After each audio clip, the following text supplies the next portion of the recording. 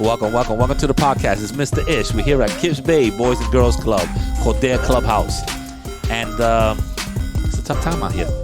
Tough time in the streets. It's beautiful. School's about to end. It's Thursday. We got a long weekend. But you know what? We're going to introduce ourselves. There's things that are on my mind. Maybe I shouldn't do it. Maybe I should. I don't really know. But it is what it is. Let's start introducing ourselves first. Hello, my name's Oliver and I'm 9 years old.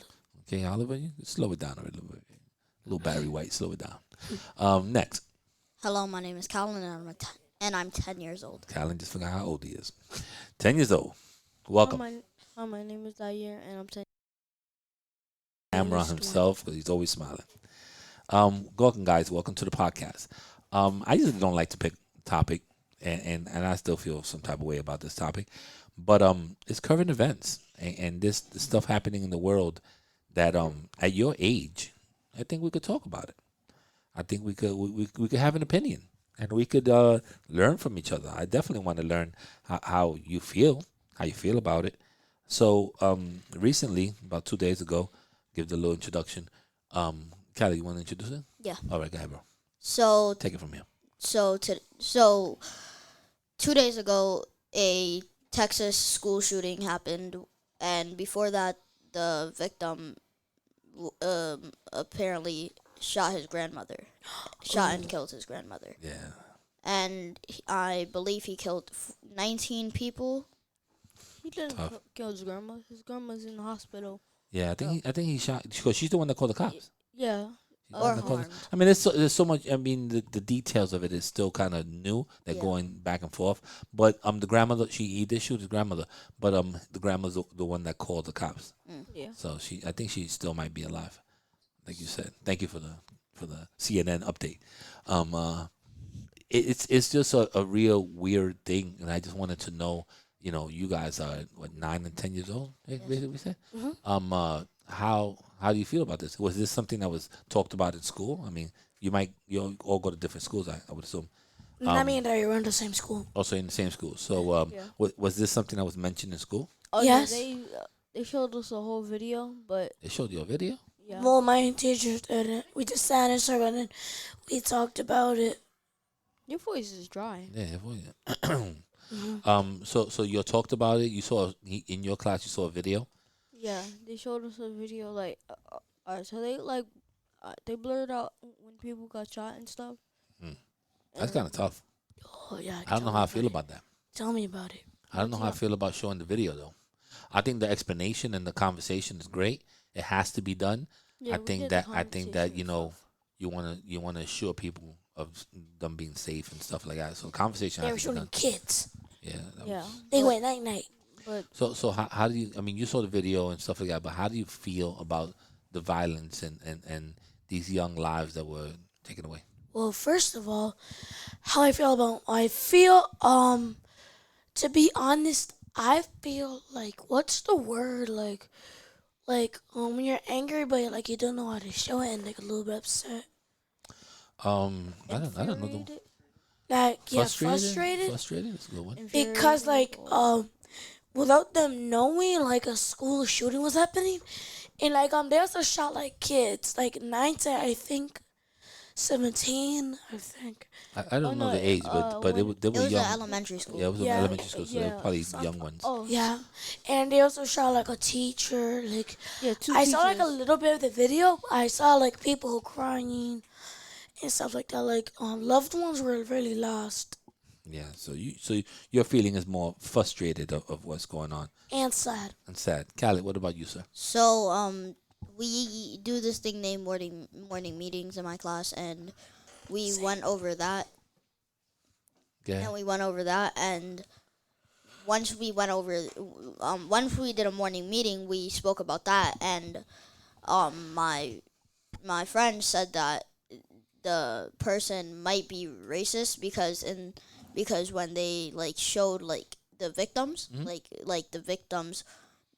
Hold on, victims is the people who got shot, correct? Yes. So when they showed the victims, it was all black people. Oh well, no. In the one that was in It was a Hispanic no. or a Spanish the one that you're shot talking about is the one in Buffalo. Oh. Yeah. That one is a different Oh, one. yeah. That one had racial Um, racial elements because he already was putting into this. Mind you, this is something that happened Tuesday. This was happening, and this happened maybe 5 days before. There was a shooting in Buffalo, oh, so that was definitely racial A lot of because shootings because happening. he's he put stuff out. He also It had was a Spanish. he also had One Hispanic person. he also had a whole writing like 20, I don't know 100 and something pages that he wrote on how he dislikes black people and stuff like that. So that was a racial one. But the one in the school, um, as violent as it was, the person was Spanish. It was in a place in Texas where it's mostly all Hispanic, Mexican, Spanish people and stuff like that. So I don't think it had racial tensions. It's just more that the kid that was 18, he could have had mental issues, true. and that's more of a Or a PhD. well, PhD. He didn't go. He I didn't mean go to the army. ADHD. I mean Oh, ADHD. he could have had WESPN. I don't know what he could have had. I don't know all the breakdowns of these mental illnesses, but he could have had something mentally wrong with him that he needed support. So that was something else that I was talking Yeah, about. I mean But, it's hard to it's hard because it's happening so often now that we almost have a blur for what's going on. Like 5 days ago happened in Buffalo, 2 days ago happened in Texas. A lot of things I are mean, happening this year. it's It's crazy, I know.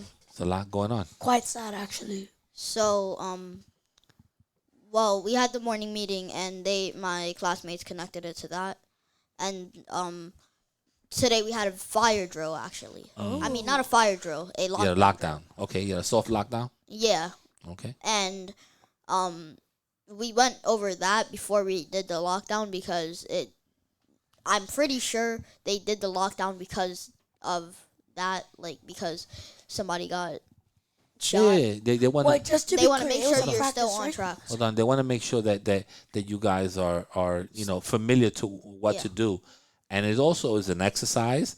It's also the importance of listening. Like when they ring that bell and there's a lockdown, how important it is to drop what you're doing, not play with your friends, not worry about this, not worry about your coat being on or anything, and just go do the proper procedure that you have to do. We do them in my school too, the lockdowns, and a lot of the times the kids are like, "Pfft, yeah, whatever, and they're trying to walk in the hallway and stuff like that, but they don't understand how important it is to lock yourself in that room and go to the back of the room or somewhere where you're not by the door, Or where you're not seen. where you're so- not seen. I mean, they even tell you to cover the window if you have a window in your door. So all those things are very important because if you were If you were if in you the were an active actual- shooter, yeah. if you're an active shooter and you're walking down the school and you can't see in the classroom, you can't see if it's one person or 500 kids in there. So that might drive you to go in that room if you see more people because you're trying to kill as many as possible, and that's why they do these drills. But honestly, like, I mean, I get it. Like, you want to have people following the correct protocols, but at the same time, if there's an active shooter and because you're not gonna just be an active shooter for no reason. You're not gonna be an active shooter for no reason. It's obviously gonna be like something's wrong with you because you're not just gonna shoot in a school for no reason. Yeah, you never know. And- You never know what's in someone's mind. Like this, that's the sad part. You never know. And like if it was in a real lockdown, would you really? Yes, it does make sense to sit in a corner, but at the same time, if something's wrong with their head and that's the reason why they're doing it, then don't you think that they would shoot, like they would just shoot without like even caring if anybody's in the room because they're Yeah, just trying to cause harm either way. yeah, they're And- trying to cause harm. But the thing is that if they're trying to cause some form of harm, and they could see where they could harm people, most likely they'll be attracted to where they could see that people could get harmed. If right now you see how we have a door here, they ring the bell and we go through our thing and it's an active shooter in here, just happened to come, let's say from the first floor or whatever, I would lock this door and we will all quietly be in this corner because that's away from the door. We would all just be as quiet as possible over here because he doesn't even know that we're in here. You understand? So the drill is to try to avoid the confrontation of the person. You don't want to confront them, especially when they have a weapon and you don't. So that's the reason why they do these drills. And believe me, would you rather when you go in and you go to a door, if it's open, you go through it, right? And if it's closed, what you do? Just walk away. Yeah, you kind of walk away. You don't really have a choice. Like you can't check every closed door, but if that door is closed, then the person can't come in here. Unless like they have like something that could like unlock the door, Well, like a crowbar sort of. These Most guys are schools- not. These guys are not trying to get into every room. If he They're wants not to, mega like, if he's trying to get into this room in particular because he hates podcasting and he's really trying to get in here, then Oh, he will wow. set up a way to get to this particular place. I Like mean, maybe like I've never heard someone that's like, okay, I'm gonna get into a specific room. That's why, in general, if it's a lockdown, they just try to lock as many doors as possible. Yeah. Even like That's smart. what we do is that we have locks in the staircases, so the staircases will be locked. So if he can't go to the second floor, then that means the second floor is good, and then you start locking other places on the second floor, And then he's it stuck. just it's stuck. So that's one of the reasons why they do these lockdowns. It's very important, to tell you the truth. The lockdowns are one of the most important things that the schools do to get you guys prepared. because like what if it was like a real lockdown and someone just like ignored it, they would have got like seriously hurt. Um, I want you to speak, and then I'll tell you. All right. So I think like last month we had a lockdown, right? And it was like in the middle of it was the middle of like music, and like me and this other person, right, that was in my class, right. She went to the bathroom, and I went to go drink water, right. And basically, where I went to go drink water at, it was like closest to the bathroom, right. So as soon as the alarm went off, right, we was basically like far away from the classroom, right. And there wasn't like basically a girl's bathroom that close, and plus where music is at, it's like right next to the front of the, right next to the entrance. So Of the school? yeah, but where I was drinking water, it was sort of close to the music room. So I was like, I don't wanna get seen, because that's how they basically see the person go through the door. So I ran all the way back, like all the way upstairs, and I went to the bathroom, and I started hiding behind some of the stalls, and then we had to wait like a whole 20 minutes, and we were just hiding in the bathroom. I want to tell you But right she was now. hiding in the first I'll one tell you next to the because entrance. Mr. Andrews here. We've been here long enough. But when we have we go through right now. This is about to end, and then we go into our summer camp. We go into our training. One of our trainings is exactly that. We don't tell nobody when it's happening. We just be like, boom, it's a fire drill or it's a walkout, and we do it spontaneous like that, so we could catch everybody off guard, and so that everyone already we explain to them what's supposed to happen, and then we trying to figure out, did you do it right? Most of the time, I'm gonna let you the truth. I hide. I start looking around and I hide because you're supposed to count how many people are in here. So if I'm hiding and you don't know where I'm at, then it's a problem. I hide in the bathroom. I do it when we go to the store. Sometimes I walk and I'll be like, yo, just go inside the store. Yo, give me a head count. Yeah, we good. You sure? Count that again. Where's Jim at? I thought Jim. Well, you see Jim on the line? Let's count those heads. Because when you least expect it, that's when things are going to happen. Your parents put your lives and your trust in people like myself, Mr. Andrew, Francesca. So we have to make sure that we count. I don't care if it's 10 times. If we walk from here to the library, we counting you 10 times. Every time we hit a corner, yo, let's go. 1, 2, 3, count them out. Okay, let's go another 4 steps. You go by McDonald's, yo, let's head count them again. And we just count. It's only numbers.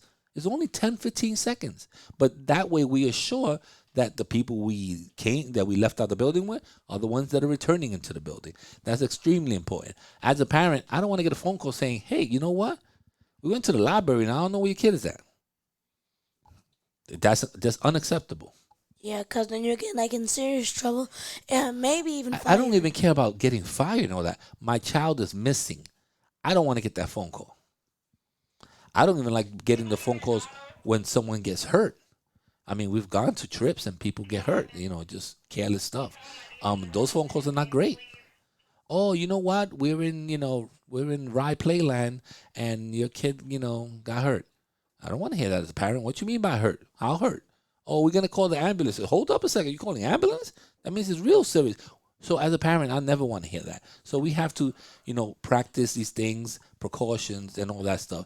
So I know that sometimes it's a drag. You're like, oh man, it's happening during my gym or whatever. But if it's very important that the training it happens. Um, I'm sorry, I just called. I thought she was raising her hand. So I had a conversation with my kids about this, and it was very difficult. I work in a high school, so it's a little easier to conversate with them. The But teenagers that ignore you. no, no, no. For my girls, my daughter Bella, she had a real hard time with this. She doesn't understand. She's 5 years old, so she would be the age of a lot of the kids that unfortunately passed away. Oh wow. She felt like, could this happen in her school? That's one of the questions she asked. Could this happen in her school? I can't lie and say it can't happen in her school, but they take precautions so this doesn't happen in her school. It's most likely not going to happen in her school. So you have to assure them and be confident and tell them, hey, mommy takes you to school every day. She makes sure that you're inside the building. There's a cop over here. There's this person over there. So there's different things that you're trying to assure her that she's safe. At 5 years old, you don't want to think that somebody could hurt you. So it was very difficult for her. She didn't even go to school today. Because she felt like she was scared, and she was like, I don't really want to go to school. I don't know what's gonna happen. So we explained that to the teacher, and we just got schoolwork for her to do at home. But she didn't go to school because she was not ready. She was not ready. She doesn't understand it. She never saw a video. It's just a conversation that we had, and we told her what happened. Maybe that talk was a little bit too early. Yeah, so it's hard, man. It's hard. And as a person, a dad and a person that works with kids and works in a school, this has been something that's been on my mind for 2 days. And usually I don't carry this stuff on, a lot. But I could imagine what these parents are going through. I feel you. I could imagine. I mean, I would never want none of you guys to ever get hurt. So it's a sad thing, man. It's very sad. Yeah. And it goes back to, mental awareness, mental health. If you see somebody that needs, some type of help and they're asking for it, you have to be there for them. I feel that, us as workers here, I always say, whatever I'm doing, if one of you guys ever say, Mr. Ish, I want to talk to you about something, I'm usually available right away, quick. I don't say, oh, you know what, I'm having a class, I'll talk to you later. No, what do you want to talk about? Because I don't know if this is the time that you're opening up. This is the time that you're telling me something that you couldn't tell anybody else. If you feel safe, if you feel unsafe, whatever it might be. You may be happy, which is a great thing too. You may be like, yo, I just got a great grade in my school or whatever. And that's all great too. So I never know when a child wants to speak. So I have to be available, when the person wants to speak to me. That's the way I look at my job. I can't tell you everybody looks at it, but that's the way we're trained to, and that's the way that we should, take our jobs. I know I talk a lot. Anything else you guys want to add to this? I just want to say, that hold on. Oh, That yeah. the school shooting that we were talking about. Yeah. I hope that the grandmother that got shot, it's okay. I pray that everything turns out fine. Yeah, I mean, And I even hope for the that ones the that, guy that did the shooting and all his and all the people that helped him get arrested. yeah, I mean, it's a sad thing. Yeah, Khaled. Yeah. I know. Last thing for me. So me and my mom was talking about it last night or 2 nights ago. I think it was last night, and she said that there's been gun protests, and my sister and my cousins actually went to one in D.C. Okay, a few years ago. I think so they don't talk about it; they be about it. That's great. 3-4 years ago, and she was saying like she took them so they could go to the protest, so they could experience what it's like, and there hasn't been as much gun violence protest as much as in the past, because there hasn't been any really thing to spark the fire of the protest. Great word to use. I think that this, because the children were so young, I think this has sparked the fire again, and politicians are getting into it. People in the media are getting into it. Basketball coaches are getting into it. You know, Steve Kerr was basically crying and yelling, and you know, Even it's LeBron? affected people differently because I think of the age of the children. I think that's been a big spark. Yeah. Also at school, they've been telling us that like an hour or like an hour before they got to school or when they was in school, they just did a ceremony. I think it was like their graduation Yeah, ceremony. and school was supposed to end like 2 days. I mean, school would have ended now. Yeah, They ended it early because of all this, but yeah, the um, school is really about to end in 2 days for them, and then the school shooting came, and then like an hour or 2 hours and a half, the school shooter came and shot them. one of the other things Oh, that I heard is that this is one of those small communities where everybody kind of like knows them, and this is Yeah, the zone school, and the parents heard the shooting. You know, they live in the neighborhood. They heard the shooting, and they rushed to the school, and there was cops already there, but they're hearing the shooting. And they're trying to get into the school, and the cops are like, "Hey, we don't know what's going on. We can't let you go in." But just knowing as a parent that, hey, bah, bah, bah, I hear this sound, and that could be a kid dying. That could be something that's happening, and you have no control over it. I know the police are trained, and that's what they're supposed to do. They can't just say, "Hey, you know what? Oh, you're a parent? Go ahead, go in and see if you can save somebody." Most likely, you're not gonna save nobody. Most likely, you're gonna get in trouble. So they were trying to make sure that everybody was safe before they let other people in the building. So it's extremely hard. I don't know if I could be outside and hear the violence and not go into that building. Like it's gonna, especially if you know your children are there. That's extremely hard. So shout out to the policemen and all that stuff too. And it's a hard deal all the way around, man.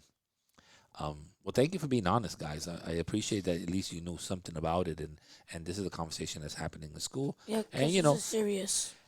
this is a conversation that it may end soon, it may not end soon. If you feel any type of way, there's counselors, I believe, in school. There's people you could talk to. Yeah, I true. mean, there's always people here. If you're feeling some type of way, I know I've been in the dumps, and I'm usually not that person. I'm usually having fun, or at least not have things on my mind like that. But it's been hard for this to go away from me. I appreciate you guys. Stay safe. I'll talk to you later. We're out of Bye. here. Check. 1 2 1 2. Check.